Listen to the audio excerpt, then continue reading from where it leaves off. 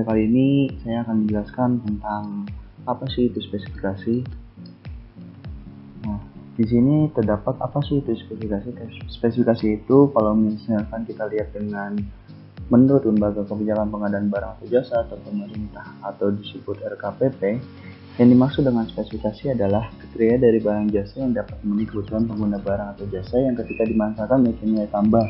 Spesifikasi tersebut tertuang dari dalam dokumen kontrak tertulis yang telah disepakati oleh kedua belah pihak.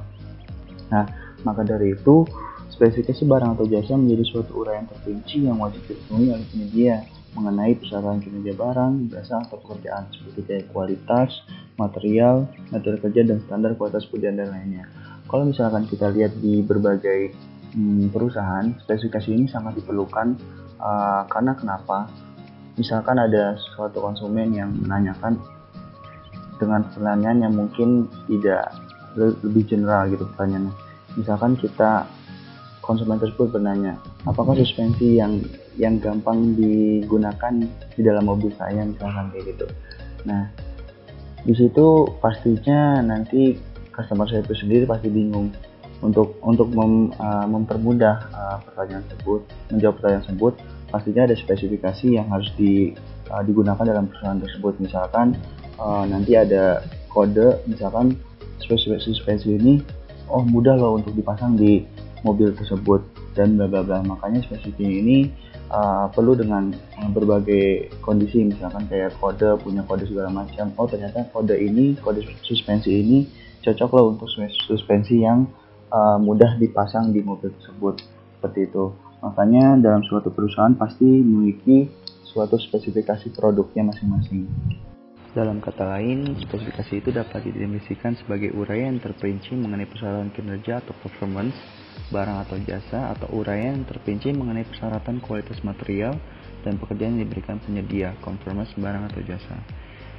Uraian spesifikasi hendaknya itu memenuhi 5W plus 1H, yaitu yang what mengandung unsur kualitas dan kuantitas barang atau jasa, di mana when memiliki waktu, di mana where mengandung unsur lokasi, dan who menyangkut target kelompok penyedia yang dapat mengadakan barang atau jasa, dan how menunjukkan cara yang tepat untuk menjamin value barang jasa yang didapatkan, dan yang terakhir adalah why, yaitu untuk mewakili keterikatan barang atau jasa dengan sasaran kegiatan. Saya akan menjelaskan apa tujuan dari spesifikasi.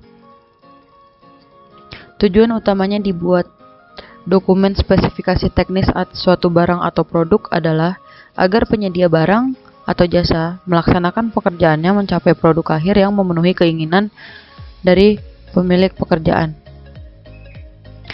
Dan ada beberapa tujuan dari spesifikasi, yaitu diantaranya mencapai prinsip pengadaan barang atau jasa yang efisien, efektif, transparan, terbuka, bersaing, adil, dan akuntabel.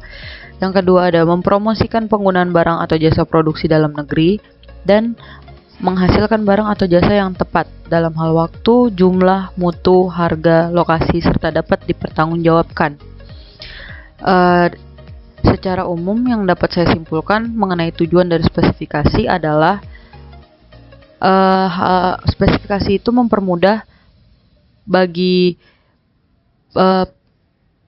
pelanggan atau customer atau orang-orang yang sedang mencari suatu produk dengan kriteria tertentu, dan penyedia barang dapat membuat spesifikasi produk sesuai dengan apa yang dibutuhkan oleh peminat produk tersebut.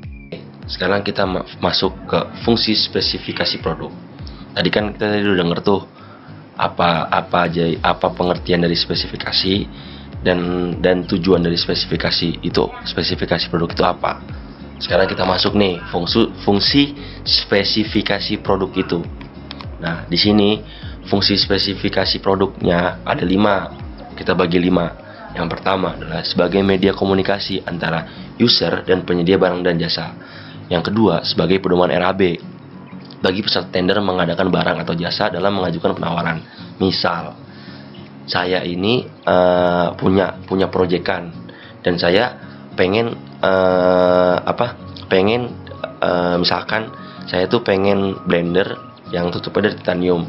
Saya bilang ke yang pengadaan barang atau jasa, saya bilang, Mas, tolong nih buatin blender yang ada yang ada tutupnya tuh dari titanium misalkan, materialnya titanium misalkan.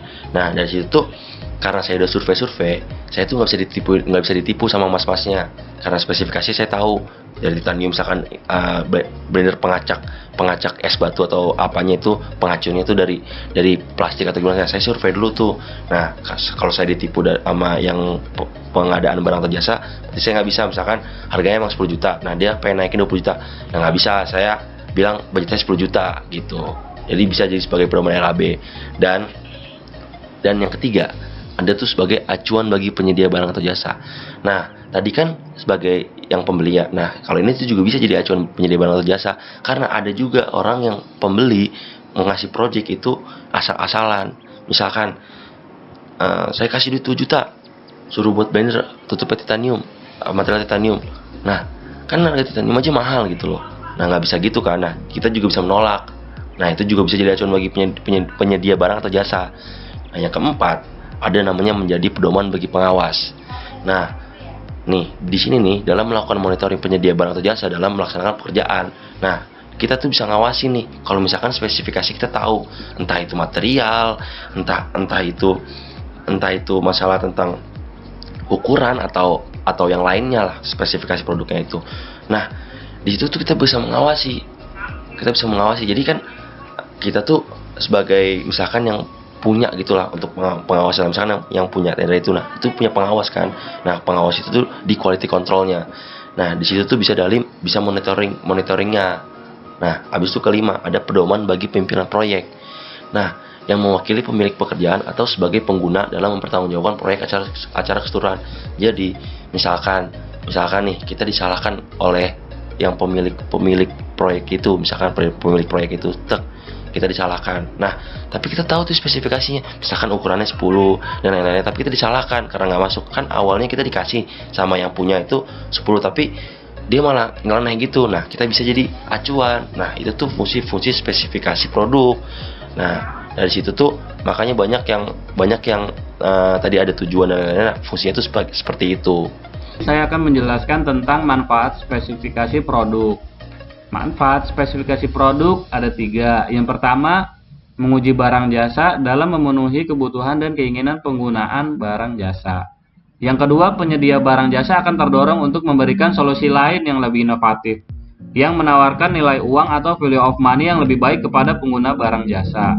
Yang ketiga, terciptanya kompetisi dalam proses pemilihan penyedia barang jasa. Selanjutnya saya akan menjelaskan tentang kriteria produk yang termuat di spesifikasi. Kriteria produk yang termuat di spesifikasi ada 6, yaitu pertama, merek, kedua, kualitas, ketiga, standar industri, keempat, kuantitas, waktu, lokasi, kelima, pelayanan purna jual, keenam, komposisi. Di sini saya akan menjelaskan yang pertama, yaitu merek. Merek, pemilik atau pengguna dapat menyampaikan kebutuhan barang jasa dengan menyebutkan merek atau nama produk, terutama untuk barang jasa yang merupakan paten. Yang kedua, kualitas barang jasa. Kualitas barang jasa yaitu tingkat mutu barang jasa yang dibutuhkan oleh pengguna yang meliputi fungsi, keandalan, kompatibilitas, dan lain sebagainya. Yang ketiga, standar industri. Pengguna atau pemilik proyek memiliki kesempatan untuk membuat spesifikasi atau standar sendiri berdasarkan kebutuhan. Pemilik proyek dapat mengacu pada beberapa standar eksternal seperti standar industri, standar nasional, SNI, dan standar internasional atau ISO. Yang keempat, kuantitas, waktu, dan lokasi. Ketika pengguna atau pemilik proyek akan melaksanakan pengadaan barang jasa, tentunya harus mencantumkan kuantitas barang jasa, yaitu jumlah barang jasa yang dibutuhkan. Sedangkan waktu dan lokasi adalah kapan waktu pelaksanaannya dan di mana lokasi pekerjaan tersebut akan dilaksanakan atau diserahkan. Yang kelima, pelayanan purna jual. Layanan purna jual merupakan jasa yang ditawarkan oleh penyedia dari produsen kepada pengguna atau pemilik pekerjaan setelah transaksi pembayaran dilakukan, sebagai jaminan mutu untuk produk barang jasa yang diberikan. Nomor 6, komposisi merupakan susunan zat dari suatu barang disertai dengan karakteristik dan masing-masing unsur pembentukannya. Tidak semuanya kriteria di atas harus ada di dalam spesifikasi yang dibuat oleh pengguna atau pemilik pekerjaan. Hal ini tergantung dengan jenis barang atau jasa yang akan ditenderkan. Saya akan menjelaskan tentang 5 langkah proses menulis spesifikasi produk. Yang pertama, pertimbangkan umpan balik pelanggan. Sebelum menyelami spesifikasi produk, penting untuk mengetahui apakah Anda membutuhkan produk baru. Kisah pengguna akan membantu Anda memahami apa tujuan produk dan bagaimana manfaatnya bagi pelanggan. Namun Anda mungkin tidak mengetahui hal-hal ini kecuali jika Anda bertanya langsung kepada pelanggan. Kemudian buka diskusi untuk organisasi Anda. Umpan balik pemangku kepentingan sangat berharga untuk proses pengembangan produk. Jadi Anda tidak boleh hanya mengumpulkan umpan balik dari pelanggan Anda. Membuka diskusi untuk semua orang di organisasi Anda dapat mengurangi beban Anda karena Anda akan dibantu untuk menyelesaikan masalah ini. Kemudian, tentukan spesifikasi mana yang perlu disertakan. Selain saran dan kontribusi, ada beberapa spesifikasi lain yang perlu disertakan. Ini adalah hal-hal yang perlu diketahui oleh pengembang produk untuk membuat produk yang aman dan realistis yang mencapai apa yang dirancang untuk dicapai. Ini termasuk dimensi produk, standar keselamatan, spesifikasi teknis, kondisi lingkungan, dan masa pakai. Penambahan ini akan membentuk fondasi untuk produk Anda dan memastikan bekerja secara efektif. Setelah Anda menguraikan rencana untuk desain dan pengembangan produk, Anda kemudian harus membuat prototipe. Lagi pula, Anda ingin memastikan bahwa asumsi dan konsep yang Anda buat benar-benar akan diterima dengan baik oleh pelanggan. Kemudian, undang pengguna untuk menguji produk Anda dan tanyakan hal-hal apa yang dia sukai dan hal-hal apa yang tidak disukai.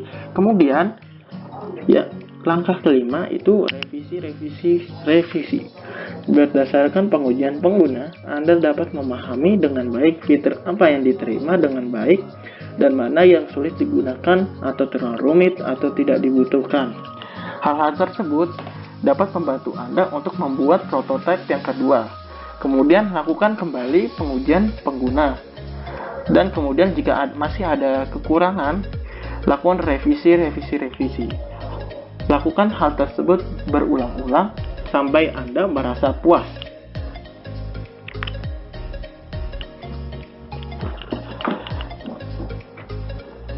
Terima kasih yang sudah menyimak presentasi dari kelompok kami. Mohon maaf apabila ada kekurangan. Terima kasih kembali. Assalamualaikum warahmatullahi wabarakatuh.